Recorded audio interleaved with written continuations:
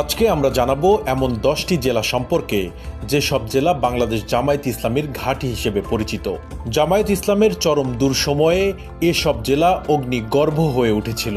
ভোটের মাঠ ও রাজনৈতিক মাঠ, এই দুই মাঠই এসব জেলায় শক্তিশালী অবস্থানে রয়েছে জামায়াত ইসলামী। এমনকি কিছু কিছু জেলায় বিএনপি ও আওয়ামী লীগের তুলনায় জামায়াত ইসলামী বেশ শক্তিশালী। জামায়াত ইসলামের সবচেয়ে খারাপ সময়ও থেকেছে এসব জেলার মানুষ। এমনকি এসব জেলায় কিছু কিছু আসনে জামায়াত ছাড়া অন্য কোনো দল জয়ী হতে পারে না, বা জয়ী হতে হলে জামায়াত ইসলামের সমর্থন প্রয়োজন হয়। 1991, 1996, 2001, 2008 সালের নির্বাচনের ফলাফলকে বিবেচনায় নেওয়া হয়েছে। এমনকি বিভিন্ন সময়েই জামায়াত ইসলামের আন্দোলনে অগ্নিগর্ভ হয়ে উঠেছিল যেসব জেলা, সেটিও একটি বিবেচনায় নেওয়া হয়েছে। তালিকার 10টি জেলার কথা উল্লেখ করা হয়েছে। তার মধ্যে 10 নম্বরে রয়েছে কক্সবাজার জেলার নাম।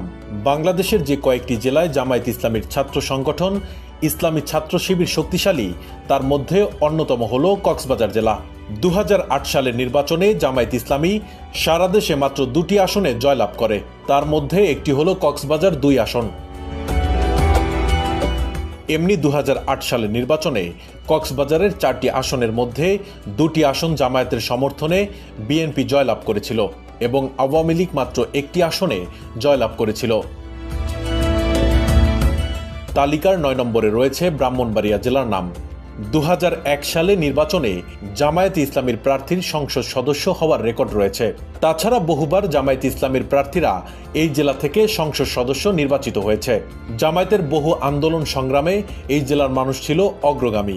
সাধারণত এই জেলায় ইসলামিক রাজনৈতিক দলগুলোর আধিপত্য বেশি থাকে, তাই বিগত আওয়ামী লীগ সরকারের সময় এই জেলায় জামায়াত ইসলামী শক্তিশালী প্রতিরোধ গড়ে তোলে। তালিকার 8 নম্বরে রয়েছে পিরোজপুর জেলার নাম। এই জেলায় জন্মগ্রহণ করেছেন জনপ্রিয় ইসলামিক বক্তা এবং জামায়াত ইসলামীর অন্যতম গুরুত্বপূর্ণ নেতা প্রয়াত আল্লামা দেলোয়ার হোসেন সাঈদী। দেলোয়ার হোসেন সাঈদীর নিজ জেলা হওয়ায় এই জেলার মানুষ জামায়াত ইসলামীকে ভোট দিয়ে থাকেন। এই জেলার সংসদীয় আসনগুলোতে বহুবার জামায়াত ইসলামীর প্রার্থীদের সংসদ সদস্য হওয়ার রেকর্ড রয়েছে। তালিকার 7 নম্বরে রয়েছে পাবনা জেলার নাম। পাবনা জেলা বরাবরের মতোই জামায়াত ইসলামীর ঘাঁটি হিসেবে পরিচিতি পেয়েছে। এই জেলা থেকে জামায়াতের বহু প্রার্থী সংসদ সদস্য হিসেবে নির্বাচিত হয়েছে। এই জেলা থেকে জামায়াত ইসলাম যে কোনো আন্দোলন সংগ্রামে শক্তিশালী প্রতিরোধ গড়ে তুলেছে।